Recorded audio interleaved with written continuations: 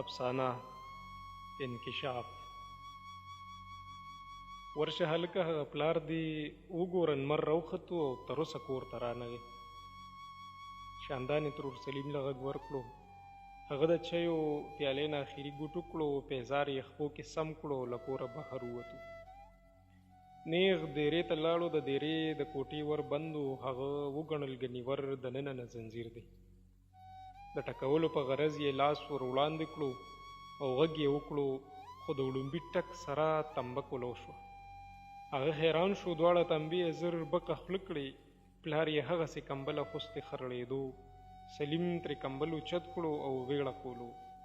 دادا پسه که نن لمر ختلی دی او تاسو لودې. هغه وخوسېدو. سلیم بیا تیز تیز وړه کولو. دادا یا دادا پاسه که نه ناوخته دی. په نبض یې ور لګوتې کېښوې. ګرم خو دی، خو زه دا خو کمبل کې ډوب پروت و، نو ته به یې نشي کېدی. بیا یې سم په زوره زوره وړه کولو، نو ایله یې سترګې وغړېدې، خو د خوب غلبه یې بیا هم د تلو نه وه. سترګې یې پټې پټې کېدې. سلیم موسکي انداز کې وویل، دادا نن د جوړې پاڅېدو ته زړه نه کېږي. هغه سترګې په زوره کوله وکړې. زوی ته یې وکتل او زر نیغ کېناستو، کله د کوټې ورته او کله سلیم ته ګوري. ته څنګه دننه راغې؟ هغه فوراً وویل، دغه پوښتنه خو درنه ما کوله چې دا ور مو بیګه څنګه کولو پرېښې. هغه حیران شو. زر یې کوټه کې دننه اخور ته وکتل او کټ نه یې ودانګل. سلیمه څاروي څه شو؟ هغه فوراً شاته وکتل. اخور خوشې پروت و. پلار یې ځوړندې خپې کټ کې کېناستو. وایي په دې سر مې داسې بوج دی. سر یې په دواړه لاسه کلک ونیو. داجي څاروي څه شو؟ سلیم په ډېر حیرت وویل او توندې له کوټې نه ووتو. د سارو د خپو خاپونو پسې روان شو چې ورسره د 400 څپلو ګڼ خاپونه هم وو. خاپونه تللي وو، پوخ سړک ته ختلي او دغلته ورک شوي وو. هغه ډېره هڅه وکړه چې د سارو د تګ اړخ معلوم کړي، خو خوند یې ونه کړو. بیا په منډه پلار له دیرې ته راغی. هغه کوټې نه راوتی و. غږ یې ورکړو، څه درک یې ولګېدو که نه؟ سلیم هېڅ ونه ویل او نیغ کوټې ته ننوتو. په هر ګوټ او هر څیز یې ژور نظر تیر کړو، خو هېڅ په بند پوهه نه شو. اخر یې په کړکۍ نظر شو چې چټخني یې کوله وه او هسې پورې وه. هغه زر پلار ته غږ کړو، دادا بیګا تا سره څوک ناستو؟ پلار یې یوه شیبه خاموشۍ نه پس ووی، ما سره خو دا سویمه شپه ده، جانلي لالا د ناوخته پورې ناست وینو. سلیم یوه شیبه حیران ولاړو.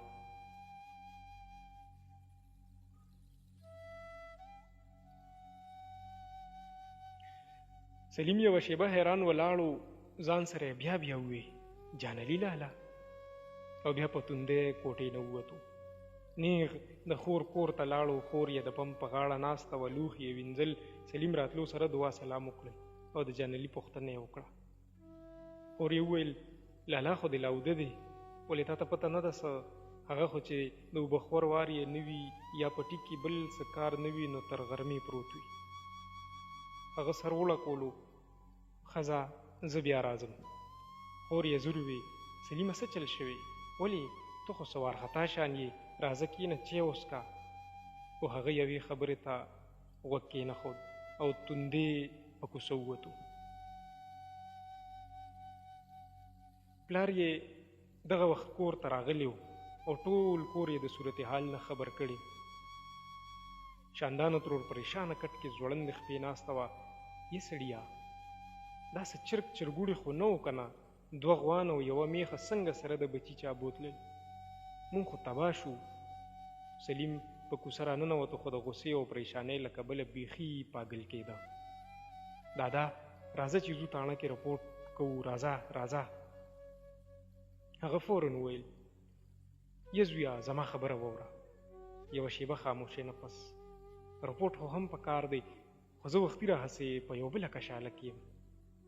خدای مه کړه که جانلي پکې ککړ وختو نو بیا. شاندانې زر په خوله لاس کېښود. وی خدایه ډوبه شوم، دا څه وایې؟ سلیم یوه شیبه تو راتو شو، یو لاس یې په ډوډۍ کې خو بل یې ویښتو کې راښ کو. څه شیبه پس یې وویل په تندر دې ولګي جانلي، راځه زموږ د 3-4 لاکو روپو څاروي تللي، مازغه مې کار نه کوي او ته وایې که هغه پکې ککړو. راځه اوس به هر څه ښکاره شي خو چې پولیس خبر شي. شاندانې زر کټ نه ودانګل.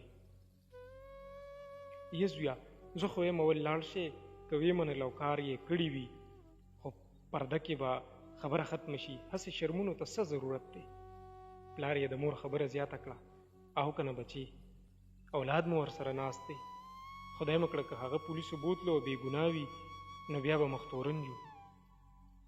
سلیم یوه شیبه بیا تاوېده را تاوېده. زه ورغلی وم او هغه لا اوده دی. پلار زر د مټه ونیو. ته راځه ورځو د خوبه به یې راپاڅو. راځه. دواړه له کوره بهر ووتل. شاندانې کشرې لور ته غږ وکړو یره وځینې دا بورقه راکړه، هله په غم به وړېدو. یا الله ته مې د کور حیا عزت وساتې، په مونږ خو هسې هم غم دی خو هغه لور به مې د زړه په رنځ اخته شي. سلیم او پلار یې بیا جانلي کره راغلل. هغه یې له خوبه پاڅول او ټوله واقعه یې ورته تېره کړه. هغه هم داسې د حیرت او لاعلمۍ اظهار وکړو چې ټول کور یې حیران کړو. زر له کټه کوز شو، په پمپ یې په تادی تادی مخ لاس وینځل او هغوی ته یې وویل ځئ چې تاڼۍ ته ځو. وخت مه ضایع کوئ، تاسو ما ته وختي ولې نه وئ؟ دغه وخت یې شاندانه هم کور ته راننوته او دوی بهر ووتل. لور ورته ټوله واقعه تېره کړه. هغې زر شکرونه ویستل چې زوم یې دې خراب کار کې ککړه نه دی. تاڼه کې رپورټ وشو، پولیس تیرې ته راغلل، موقع یې وکته. زمان کاکا یعنې د سلیم پلار نه یې معلومات واخیستل. خبره کلي کې ډنډوره شوه. څه شیبه پس یې سچو زمان کاکا له ګڼې نه بیل کړو او غلي یې ورته خبره وکړه، خو هغه منلو ته تیار نه و. سلیم چې لرې نه د پلار جایزه واخیسته چې یسچو ته بیا سر لقوي او انکار کوي نو ورنږدې شو. پلار ورته د یسچو د خولې خبره ښکاره کړه. هغه هم منلو ته تیار نه شو او وی ویل یسچو صاحب که اوښې مې دا کار کړي وي نو هغه به ما سره تاڼې ته تلو. هغه ورته ډېر وویل چې دا سړی مونږ تاڼې ته بوځو، څه پته لګي که خو دوی راضي نه شو. پولیس رخصت شو او دوی همدغسې غمجن او پریشانه پاتې شو. ډېر ساعت په چل نه پوهېدل چې څه وکړي. اخر سلیم له یو ګاونډي د کوجي سپو مشوره ورکړه او هغه هم وخت ضایع نه کړو. فوراً یې هغوی سره رابطه وکړه. غنټه یوه نیمه پس ټول ټیم راورسېدو. سپي یې د زمان کاکا دیرې سره پرېښودل. یوه شیبه دننه بهر کېدل، ځمکه دیوالونه او هر شی یې بویولو. بیا د کلي په کچه لاره پوخ سړک اړخ ته روان شو. سپي لاړل او د جانلي د کور مخې ته ودرېدل. زمان کاکا او سلیم یو بل ته وکتل. د جانلي هم په تندي خوله راماته شوه. حیرت واخیستو خو یو ځل نیم تاوېدو نه پس سپو د پوخ سړک مخه ونیوه. ایله د ټولو لاړې تېرې شوې. جانلي اوږده ساه واخیسته او تندي نه یې خوله پاکه کړه. سپي په سړک هم کله نمرخاته او کله قبلې اړخ ته تله راتله. اخر نمرخاته ته روان شو او بل کلي ته ورسېدل. او نیغ د شیري سوداګر په کور ورننوتل. لوی شر او شور جوړ شو. پولیس راوغوښتي شو. هغوی د شیري په کور چاپه ووهل او څاروي یې برامد کړل. شیري یې تاڼې ته بوتلو او چې یو څو ګزارونه یې وخوړل نو د جانلي نوم یې هم واخیستو. په دغه انکشاف د ټولو خولې واضح پاتې شوې. هغه وویل چې موږ له ډېرو ورځو نه منصوبه جوړه کړې وه او مرکزي خیال د جانلي و خو چل نه راتلو. اخر په دغه شپه هغه شنه چای راوړه او ما پکې نشه واچوله. هغه مو په زمان کاکا وڅکله. موږ ترې بیا لاړو او کړکۍ مو د مخکې نه کوله وپرېښوده. پولیس فوراً جانلي پسې هم راغلل خو هغه د شیري ګرفتارۍ سره غیب شوی و.